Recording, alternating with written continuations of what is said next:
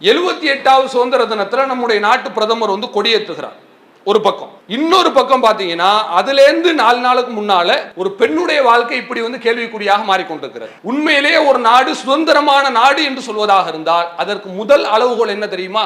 அந்த நாட்டு ராஜா எப்படி எந்த தேர்ல வர்றான், வெள்ளி தேர்ல வர்றானா, தங்க தேர்ல வர்றானா என்று பார்ப்பது அல்ல, நாட்டில் உள்ள பெண்களுக்கு பாதுகாப்பு இருக்கிறதா, இதான் முதல் பாயிண்ட். இதை வச்சுதான் அளவுகோல் போடுவாங்க. மக்களுக்கு வந்து சரியான உணவு பழக்கம் சென்று சேருகிறதா, நாட்டில் உள்ள ஏழைகள் நிம்மதியாக இருக்கிறார்களா, இதுதான் ஒரு நாடு நல்ல நாடு என்பதற்கான அளவுகோல். அப்ப 78வது சுதந்திர தினத்தை ஒரு பக்கம் கொண்டாடுகிறார், நெஞ்சை நிமித்தி கொண்டு முகத்தை வைத்துக் கொண்டு பேசுகிறார்கள்.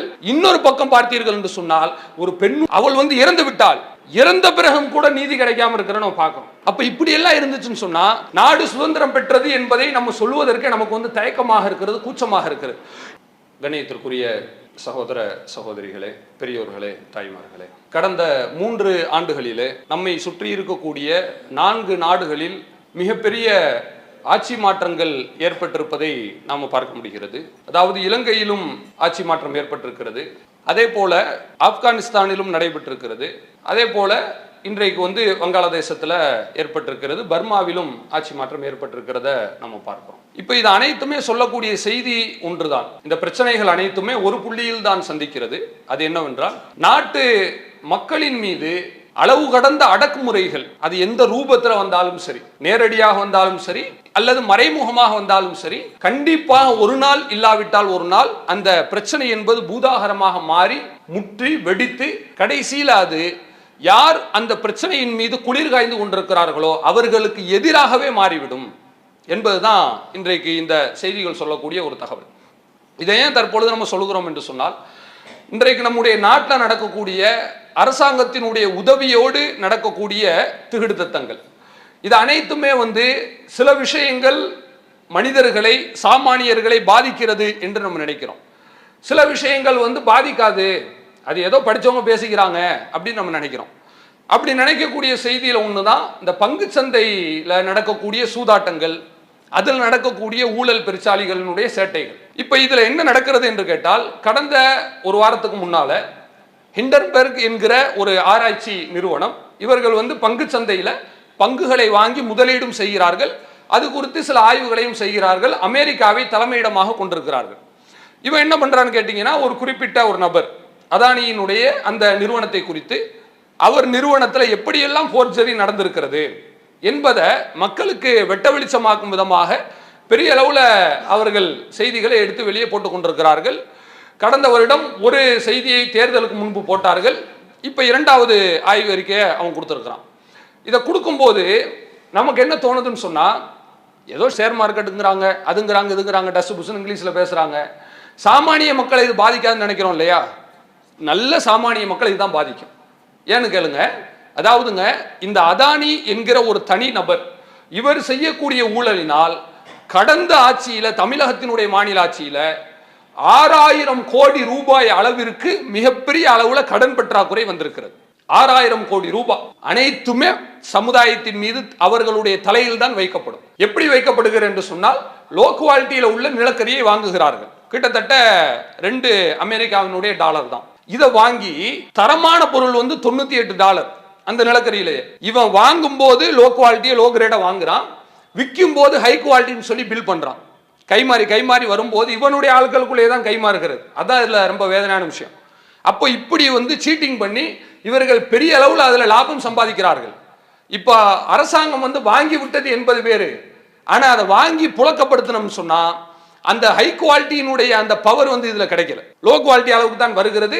பெரிய அளவுல கடன் சுமை ஏற்பட்டு கிட்டத்தட்ட 6000 கோடி ரூபாய் அளவிற்கு மிகப்பெரிய பள்ளம் விழுந்திருக்கிறது. இந்த பள்ளத்தை எப்படி அரசாங்கம் சரி செய்யும் தெரியுமா? நம்ம தலையில தான் தூக்கி வைப்பான். சம்பந்தமே இல்லாம திடீர்னு அத்தியாவசிய பொருட்கள் எல்லாம் கூடுறதை நம்ம பார்க்கிறோம். அது நம்ம என்னன்னே புரிய மாட்டேங்குது. மக்கள்கிட்ட அந்த பொருள் வந்து ரொம்ப ஷார்டேஜாகவும் இல்லை, நல்ல ஓவர்ஃப்ளோவில் தான் இருக்கு. இருக்கும்போது கூட திடீர்னு பார்த்தா விலையேற்றம் ஏறுகிறது. என்ன பிரச்சனை என்று சொன்னால், அந்த நபர் ஏமாற்றி கொண்டு சென்ற அந்த பணம், அந்த பணத்தினுடைய கடனை அடைப்பதற்கு அரசாங்கம் இப்படிப்பட்ட பல வழிமுறைகளை பயன்படுத்துகிறார்கள் என்பதை நம்ம பார்க்கிறோம். இது ஒண்ணு. அதே மாதிரி நீங்க பாருங்க, நம்முடைய நாட்டில் இந்த ஆட்சி மாற்றம் நடந்த பக்கத்து நாடுகள் இருக்கு இல்லையா, அங்க நடந்த அந்த சிம்டம்ஸ் எல்லாம் அப்படியே நடக்கிறேன்னு நீங்க பார்க்கலாம். அதாவது இன்னைக்கு வந்து 16ஆம் தேதி 8வது மாசம், போன 9ஆம் தேதி வெள்ளிக்கிழமை, 8ஆம் தேதி வியாழக்கிழமை நைட்டு வெஸ்ட் பெங்காலில் இருக்கக்கூடிய ஜே.கே. கவுர் என்று சொல்லப்படக்கூடிய ஒரு மருத்துவ கல்லூரி, அரசாங்கம் நடத்தக்கூடிய கல்லூரி. அந்த கல்லூரியில் ஒரு பெண்மணி ஃப்ரெண்ட்ஸோட நல்லா பேசிட்டு தான் வியாழக்கிழமை நைட்டு போகிறாங்க. அவங்க என்ன பண்ணுறாங்கன்னு கேட்டிங்கன்னா, செமினார் வகுப்பு நடக்கக்கூடிய அந்த அறையில் தனியாக போய் தூங்குறதுக்கு போகிறாங்க. மறுநாள் காலையில் பார்த்தா 8 மணி ஆகுது, 9 மணி ஆகுது, ஆளை காணலை. என்னன்னு கடைசியில் எடுத்து பார்த்தா அந்த பெண்மணி வந்து இறந்து போய் கிடக்கிறார். அவருடைய இறப்பை பார்த்த உடனே தெரிகிறது இது வந்து தற்கொலை கிடையாது, கொலைதான் என்று சொல்லப்படக்கூடிய அளவில் உடல்ல வந்து அந்த காயங்கள் எல்லாம் இருக்கிறது. ஆனாலும் அதை மூடி மறைத்து அந்த கொலையை செய்தவன் வந்து காவல்துறைக்கு வேண்டப்பட்டவன் என்கிற ஒரே காரணத்தினால பெரிய அளவில் அதுல வந்து அரசியல் நடந்திருக்கிறது. இப்ப நம்ம என்ன சொல்றோம்னு சொன்னா, 78வது சுதந்திர தினத்துல நம்முடைய நாட்டு பிரதமர் வந்து கொடியேற்றுகிறார் ஒரு பக்கம். இன்னொரு பக்கம் பார்த்தீங்கன்னா, அதுலேருந்து 4 நாளுக்கு முன்னால ஒரு பெண்ணுடைய வாழ்க்கை இப்படி வந்து கேள்விக்குறியாக மாறிக்கொண்டிருக்கிறது. நீங்க நல்லா யோசிச்சு பாருங்க. உண்மையிலேயே ஒரு நாடு சுதந்திரமான நாடு என்று சொல்வதாக இருந்தால் அதற்கு முதல் அளவுகோல் என்ன தெரியுமா? அந்த நாட்டு ராஜா எப்படி எந்த தேர்ல வர்றான், வெள்ளி தேர்ல வர்றானா, தங்க தேர்ல வர்றானா என்று பார்ப்பது அல்ல, நாட்டில் உள்ள பெண்களுக்கு பாதுகாப்பு இருக்கிறதா, இதான் முதல் பாயிண்ட். இதை வச்சுதான் அளவுகோல் போடுவாங்க.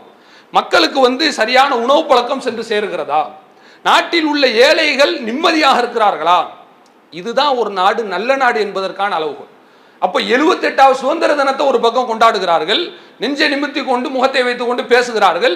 இன்னொரு பக்கம் பார்த்தீர்கள் என்று சொன்னால், ஒரு பெண்ணுடைய வாழ்க்கையில அவள் வந்து இறந்து விட்டாள், இறந்த பிறகும் கூட நீதி கிடைக்காம இருக்கிற நம்ம பார்க்கிறோம். NCRB ரிப்போர்ட் படி, நம்ம தேசத்தினுடைய குற்றவியல் அந்த ஆவணங்களை பாதுகாக்கக்கூடிய அந்த ஒரு நிறுவனம், அவங்க சொல்லக்கூடிய தகவல் படி நம்முடைய நாட்டில் ஒரு வருஷத்துக்கு கிட்டத்தட்ட லட்சக்கணக்கான பெண்களுக்கு எதிரான அத்துமீறல்கள் நடக்கிறது.